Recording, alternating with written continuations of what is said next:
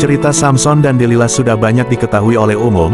Yang menarik adalah kemiripan kisah tersebut dengan yang diceritakan oleh Rasulullah tentang seorang nabi bernama Samun al-Ghazi. Riwayat tersebut ditulis oleh Al-Ghazali dalam kitab Muqasyafatul Qulub. Dikisahkan bahwa Samun Ghazi alaihi salam adalah seorang nabi dari Bani Israel yang diutus di tanah Romawi. Ia berperang melawan bangsa yang menentang ketuhanan Allah Subhanahu wa Ta'ala. Ketangguhan dan keperkasaan Nabi Samun dipergunakan untuk menentang penguasa kaum kafirin saat itu, yakni Raja Israel. Akhirnya sang raja bersiasat untuk mencari kelemahan Samun. Ia pun mengumumkan, barang siapa yang dapat menangkap Samun Ghazi, akan mendapat hadiah emas dan permata yang berlimpah. Nabi Samun Ghazi tidak menyadari bahwa ia dijebak oleh istrinya sendiri. Sang istri yang mengetahui kelemahannya Nabi Samun, kemudian membawanya ke hadapan raja karena tergiur oleh harta yang ditawarkannya. Nabi Samun pun mendapatkan siksaan yang kejam dari sang raja. Maka ia berdoa kepada Allah, memohon ampunan dan bertaubat, kemudian ia memohon pertolongan Allah. Doa Nabi Samun dikabulkan, dan istana raja bersama seluruh masyarakatnya hancur beserta istri dan para kerabat yang mengkhianatinya. Kemudian Nabi Samun bersumpah kepada Allah, akan menebus semua dosa-dosanya dengan berjuang menumpas semua kebatilan dan kekufuran yang lamanya 1000 bulan tanpa henti.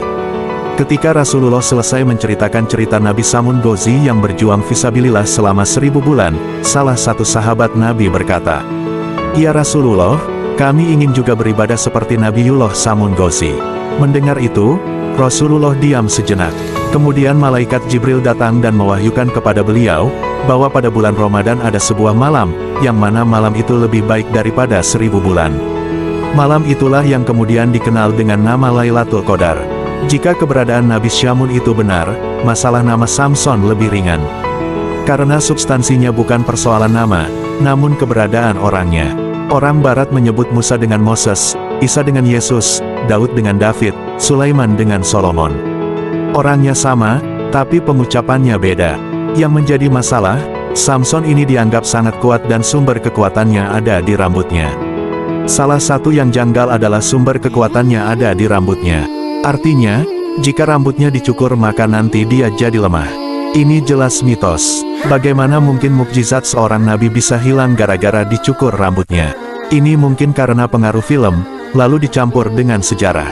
Mirip Samson Betawi yang kekuatannya ada pada bulu ketiaknya.